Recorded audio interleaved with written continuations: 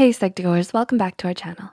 Your love and support helps us continue on our goal to spread awareness about mental health and psychology. We can all strive to make psychology and mental health more accessible to everyone. So thank you so much for your support. Now, to the video. If you or someone you care about is in immediate danger of committing suicide, call 911 or your local emergency number and reach out to a mental health professional immediately. Do you have a friend or loved one you're worried about? Do you have a gut feeling someone you know is thinking about suicide? Maybe you don't know how to approach them. What would you say? Should you even mention suicide, or could that make it worse? Suicidal thoughts are something many individuals go through, yet many feel sure of whether or not they should bring it up. According to research, it's better to talk with someone contemplating suicide on the topic. It's better to do something than simply ignore it or change the subject. One US study randomly assigned a large group of high school students to either fill out a questionnaire about suicidal thoughts or not. Researchers found that there was no increase in suicidal thoughts or depressive feelings in the following days after answering the questions. Students who were at high risk of suicide experienced a small decrease in depression and suicidal thoughts. Many experts say that simply talking about suicide can relieve some of the worries the victim is experiencing. It gives the individual a chance to be heard and see that someone cares about them. In fact, a study of Singaporean adults found those who were asked about suicide had no ill effects. Several subjects commented that participation in the study gave them a chance to share their suicidal feelings for the first time. The main takeaway here? Reach out and talk to someone who you think may be considering suicide. Deep down, they may be looking for help, but may be too afraid to ask for it. You can offer that help just by supporting them. So what exactly do you say to someone who might be considering suicide? Well, here are 13 tips on how to negotiate with someone who may be in that position. Number 1, recognize the signs. It's important to recognize the warning signs of someone who may commit suicide. These signs could be threats or comments about killing themselves, social withdrawal and sudden isolation, dramatic mood swings, talking or writing about death, increased alcohol or drug use, aggressive behavior, and impulsive or reckless behavior. They might express how they feel that they have no reason to go on living. They could be giving away items or suddenly making a will, or maybe they've discussed suicide in the past as a way out. If you can recognize the many signs, you'll have a surer feeling of whether or not to bring up the topic. Speaking of which, if you have a gut feeling, regardless of symptoms, you should just simply ask. They may be desperate for someone to turn to, and there's definitely a difference it could make. Number 2, ask them how they are. If you wanna start to approach someone you're worried about, simply ask how they are. A simple hello or how are you feeling can mean the world of a difference to someone who wants help but is too afraid to ask. If they start to open up, you'll be there to listen. Number 3, ask specifically about suicide. If you have a strong feeling someone may be dealing with suicidal thoughts or is contemplating suicide, just ask them. Once again, asking if they're considering suicide isn't more likely to make them go through with it. Research backs this up, and findings suggest acknowledging suicide and discussing it may reduce suicidal ideation. Ask them, are you thinking about suicide? It may show them that you're open to talk about it and aren't judgmental about the topic. The next step is to stay with them and listen to their feelings. 4, stay with them. Beyond staying with them, it's important to be proactive in gaining skills to support those struggling with their mental health. Learning psychological first aid using the RAPID model, reflective listening, assessment of needs, prioritization, intervention, and disposition, can go a long way to providing support. Number 5, keep them safe and remove harmful items. After asking if suicide's been on their mind, ask them if they've already done something to try to kill themselves. Do they know how they would do it? Do they have a plan? Find these answers out and then determine whether this is an emergency that needs additional help. If they appear to be in immediate danger, remove any harmful items out of the room and as far away as possible.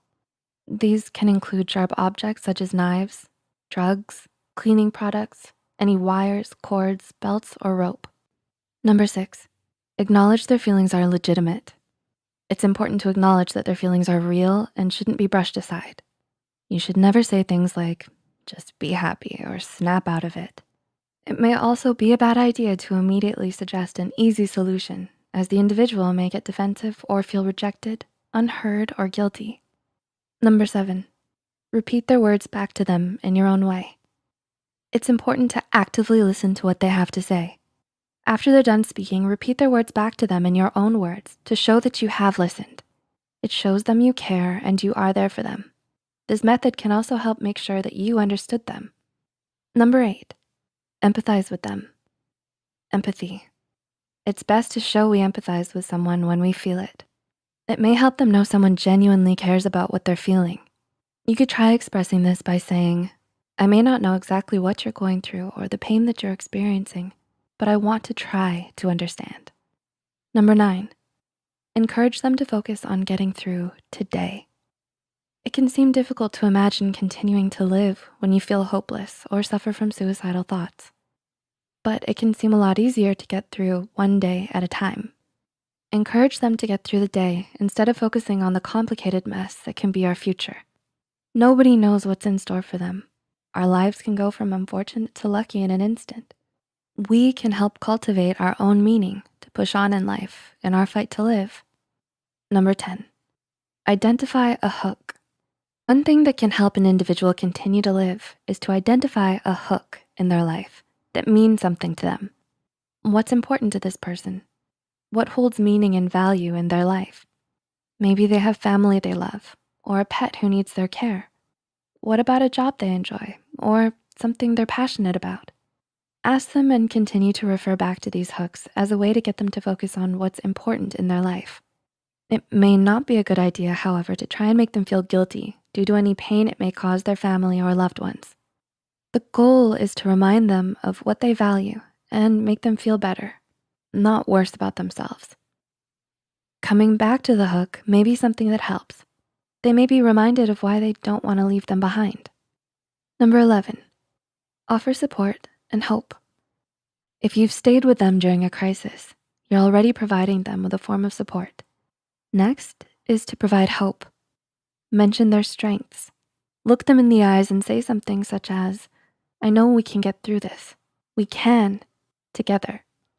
Maybe you've seen them fight through hard times. Tell them. Mention how strong they are, how brave. Give them the hope they need to rely on to keep going. Just because you don't feel strong enough to move on doesn't mean you aren't strong. You are. Look how far you've made it, and think about how far you can go if you continue to live. With hope, anything is possible. Number 12, don't minimize their problems or say anything judgmental. An important part of all of this is to be non-judgmental. Don't minimize their problems or compare them to others in a negative way. Just because you may find it easy to continue forward does not mean they do. Everyone is different and everyone handles their emotions and situations differently. Number 12, help them develop a safety plan. Whether someone's suffering from suicidal thoughts or in the midst of an immediate crisis, a safety plan is always a good idea once things de-escalate. If someone is being supported by a care coordinator, they may already have a crisis plan. If not, you could always develop one together. A crisis plan is used to help an individual when suicidal thoughts return or when they're in a crisis. These are the steps they should take when things begin to worsen. Things to include in a crisis plan could be to not be alone, removing certain objects in the home, and talking to a helpline, loved one, or professional.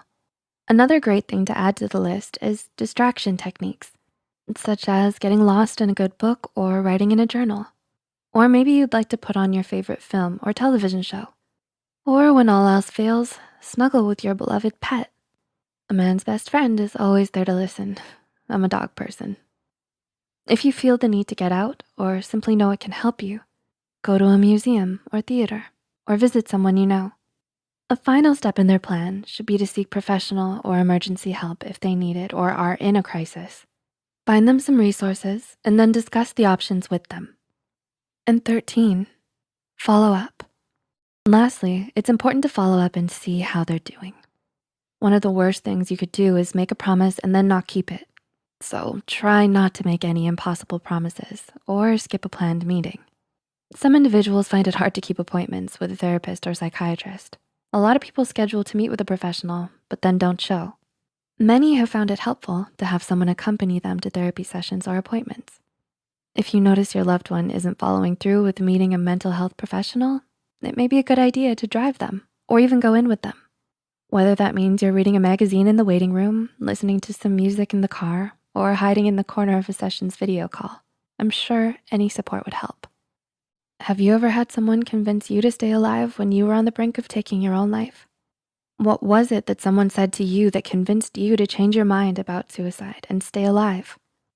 How do you feel about the topic now? Please feel free to email us at yourstories@psych2go.net and share your story anonymously. We will be selecting several stories for an upcoming video in hopes the words that changed your life will motivate others to keep going as well. If you found the tips in this video of value and want to learn more about how to be more proactive when it comes to helping others, then you should check out the psychological first aid.